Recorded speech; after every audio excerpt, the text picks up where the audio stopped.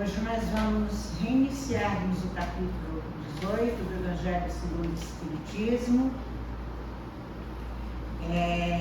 e vamos falar a respeito dos itens, muitos os chamados, poucos os escolhidos, né? Que esse é o nome do capítulo, e iremos comentar duas parábolas, depois a Léia vai comentar as demais.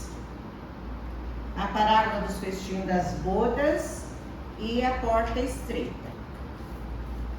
Quando nós estudamos as obras espíritas, durante o Pentateuco, que nós fazemos estudo de obras, em todas as obras, Kardec nos convida a analisar tudo que nós lemos de forma racional, passando pelo crivo da lógica e do bom senso.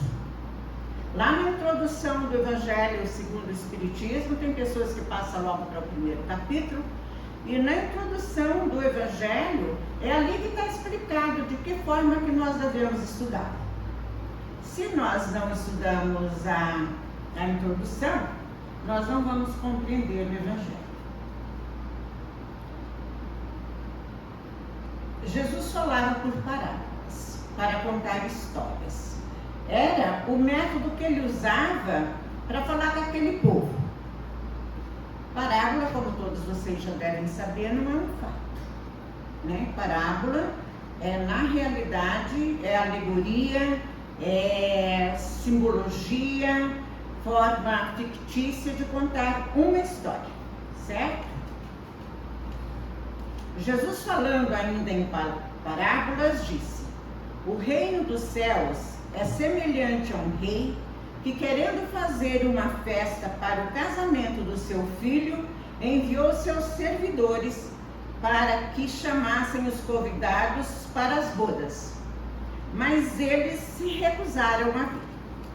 O rei, então, enviou outros servidores com o seguinte recado aos convidados: diga a eles que já preparei meu banquete, mandei matar meus bois e todos os animais que eu tinha cevado, tudo já está pronto.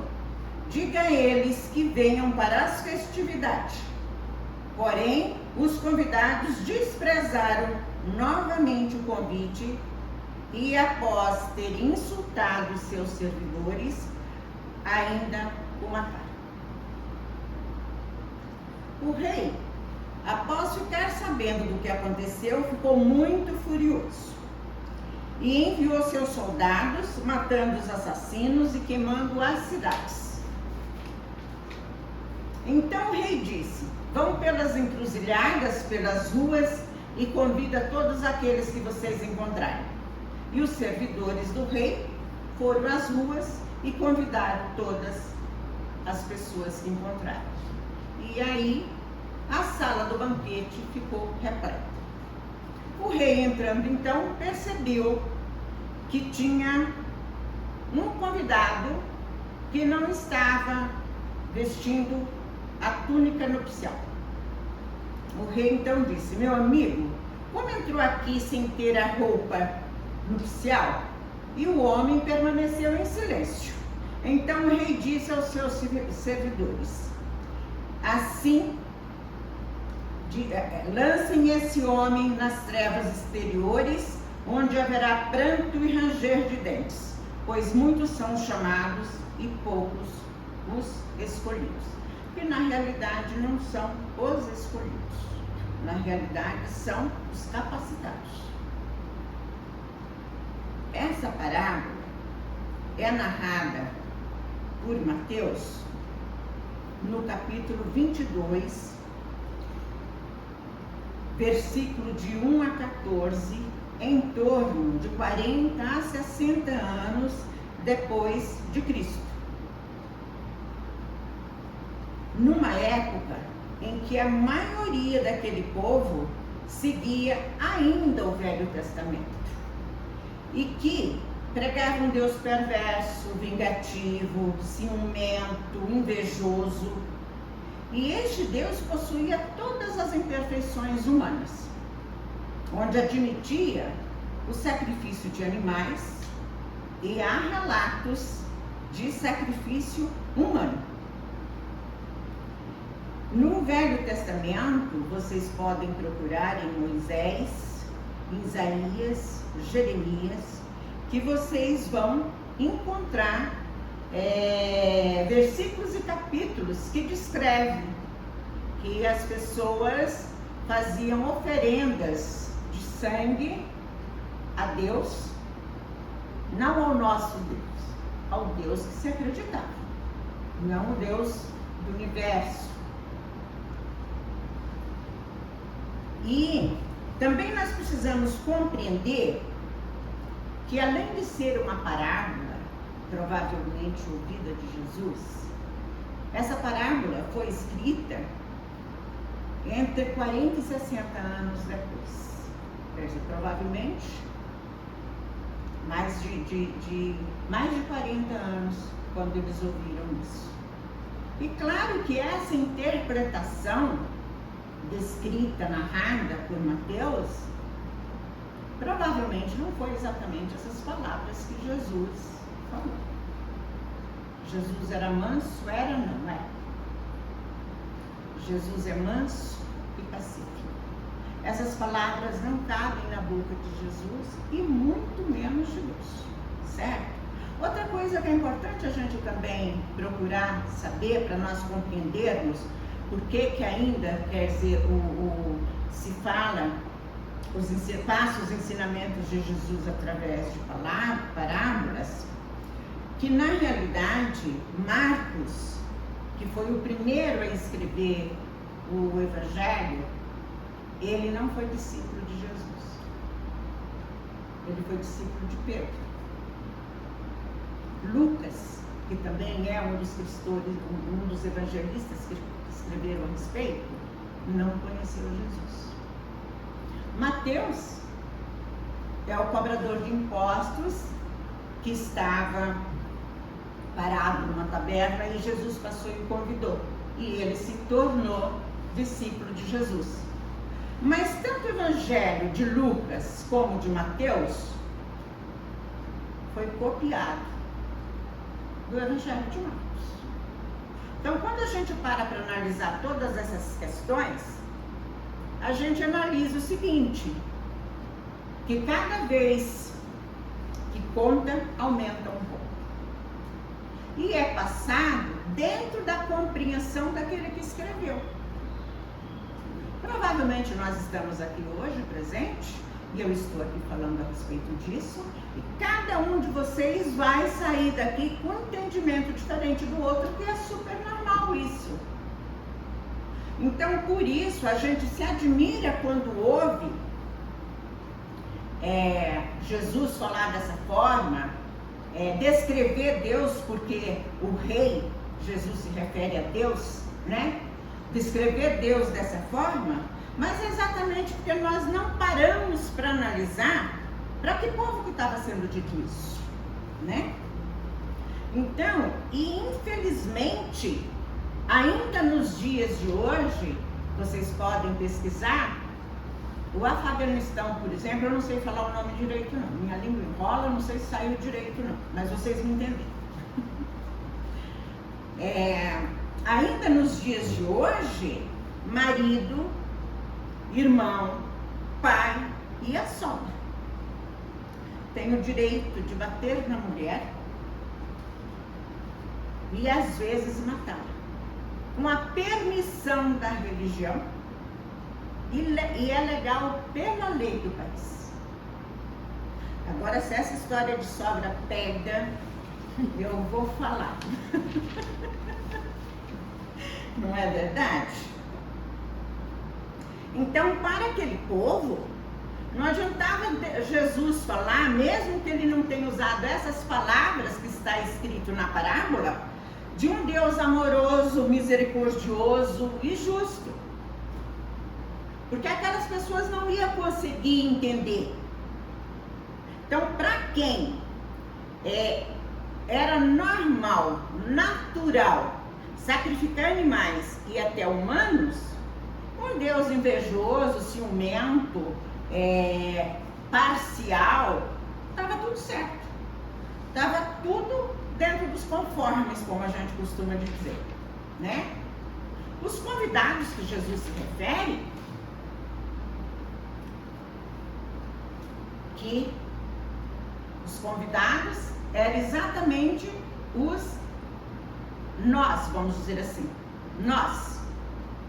Mas os convidados, que era o povo, que saiu para convidar o povo, também era muito perverso.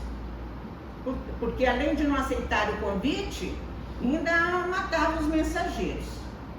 Que dificuldade, né, para aceitar um convite para ir numa festa, não é verdade? Nesta parábola, Jesus, o Filho, era Jesus, o Pai era Deus, os convidados eram nós. Choro e ranger de dentes significa lugar, ambiente de sofrimento, de provas e expiações, que não é diferente do nosso planeta, embora hoje ele já se encontra numa fase bem superior, que está adentrando a fase de regeneração. Mas se nós formos olhar para o passado, nós vamos perceber que era exatamente isso, né? A túnica nupcial que é referido é exatamente a nossa bagagem, a nossa capacitação para entrar no reino de Deus, que nada mais seria do que os mundos mais elevados. E é essa comparação que Jesus faz. Jesus faz a comparação do reino dos céus como a festa de um casamento, onde tudo é alegria, tudo é júbilo, tudo é ventura. Quando o rei manda convidar todos que encontrar pela rua, Jesus está deixando claro que todos nós somos convidados, sem distinção, todos nós. Mas, na realidade, a maioria não aceita. Nós falamos, não, nós não queremos ir na festa. Não, porque para ir na festa precisa estar capacitado. O não querer é não se capacitar. Então, muitas vezes a gente fala, mas eu não fiz nada de mal. Fez de bem? Porque só o bem anula o mal. Só o bem nos leva à evolução. Então Jesus se refere também com choro e ranger de dentes à lei de ação e reação, que são exatamente aqueles que não querem realizar a reforma íntima. E o que é realizar a reforma íntima? É, na realidade, né, respeitar as leis de Deus. Porque, na verdade, nós sabemos perfeitamente qual é a lei. A lei é amar a Deus sobre todas as coisas e ao próximo como nós mesmos. Na realidade, nós não amamos o próximo como nós mesmos. Às vezes nós não respeitamos, não amamos nem os filhos, porque a maioria dos pais o que tem é sentimento de posse. A grande maioria. Por mais que nós tenhamos amor por eles, esse amor que nós achamos que é o máximo, que quer dizer, está anos-luz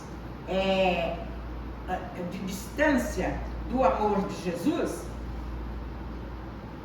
nós achamos que, sempre falo, o amor de mãe se compara ao amor de Jesus. Não é verdade. Na realidade, como nós ainda estamos num planeta de prova e expiação e passando para a regeneração, nós não sabemos de fato o que é amor. Nós vamos começar a compreender exatamente isso quando nós alcançarmos mundos mais elevados. Porque por nós, para nós ficarmos felizes, nós queremos que os nossos filhos façam exatamente o que nós queremos. Certo?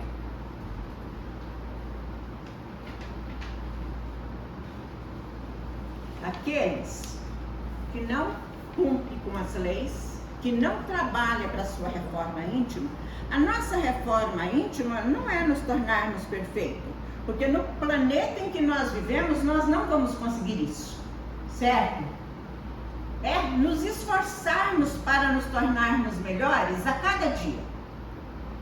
Colocar em prática, por exemplo, como coloca os alcoólicos anônimos. Eu já comentei isso aqui a respeito. Que na realidade, se nós fizermos intenção, o propósito de mudar completamente, nós não conseguimos. Então vamos só por hoje. Só por hoje fazer caridade. Só por hoje ser mais tolerante. Só por hoje saber ouvir o outro. Caridade também é ouvir. Só por hoje se colocar no lugar do outro. E no outro dia de manhã, quando nós levantarmos, vamos fazer novamente a proposta. E depois se fala da porta estreita. Jesus diz que ele é a porta estreita. Que ele é o caminho para a evolução. Então, na realidade, se Jesus é o caminho, a única forma de nós evoluirmos é seguir os passos dele. Não há outra.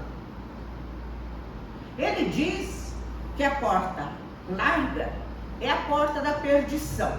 Nós não retroagimos. Ele quer dizer que nós perdemos uma encarnação.